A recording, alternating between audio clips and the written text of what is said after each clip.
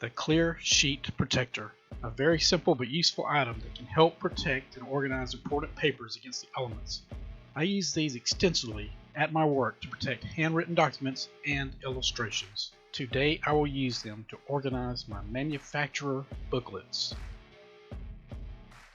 When I had to refer back to these guides, it was always an Easter egg hunt. So why don't you just Google information? Well, I have took that chance before, but I would rather have the original documents in my hands, and organizing them will enhance it even more. So the first thing I'm going to do is dump those booklets out in a pile and start sorting. Goodbye, old box. You served me well. Now I will go through the laborious task of laying out all the booklets so I can see what I have.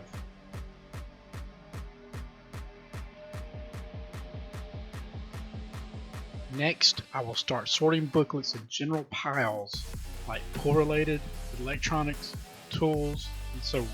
This leaves me with electronic, swimming pool, outdoor living, miscellaneous, tools, and indoor living booklets.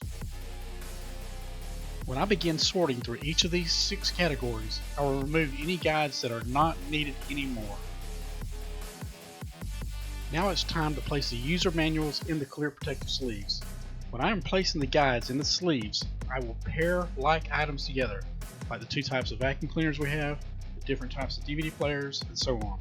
If, for example, I had to refer to one of my DVD player manuals, I only have to sort through a few in the sleeves to find the one I need.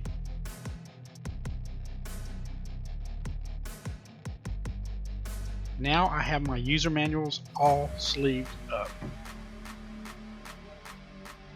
I am labeling the edge of each sleeve for easy identification. I place the booklets in ABC order within their grouping.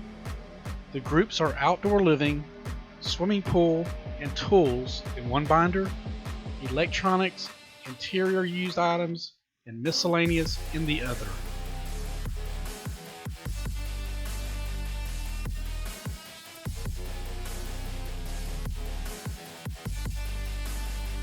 And that's it. Now I can easily find my owner's manuals when I need them and leave the Easter egg hunting for the children. Please subscribe so you can hit the bell to know when I release my next video. And please hit the thumbs up button just to show you care. See you the next time.